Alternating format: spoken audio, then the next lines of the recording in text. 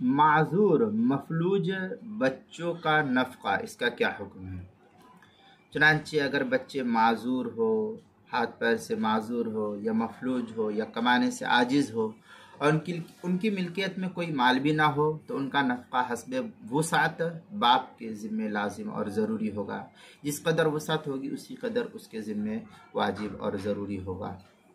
فتاوی ہند میں ہے الرجل البالغ اذا كان زمنا او مقعدا او اشل اليدين لا ينتفع بهما او معتوها او مفلوجا فان كان له مال تجب النفقه في ماله۔ اس طریقے کی عبارت فتاوی ہندیہ کتاب الطلاق الفصل الرابع فی نفقۃ الاولاد جلد نمبر 1 صفحہ نمبر 563 جو پرانا چھپا ہوا نسخہ زکریا بک ڈپو دیوبند کا ہے۔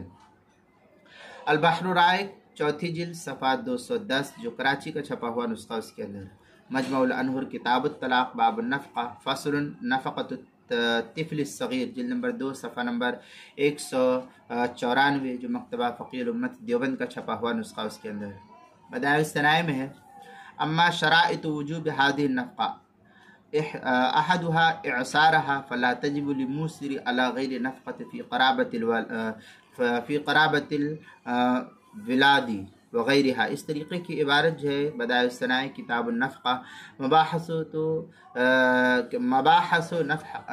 نفقۃ الاقارب فصل شرائط وجوب هذه النفقہ جلد نمبر 3 صفحہ نمبر 446 جو مکتبہ فقیہ الامت دیوبند کا چھپا ہوا، مکتبہ نعیمیہ بک ڈپو دیوبند کا چھپا ہوا نسخہ اس کے اندر۔ کتاب المسائل 5ویں صفحہ 483 پر بھی اس کو نقل کیا گیا ہے۔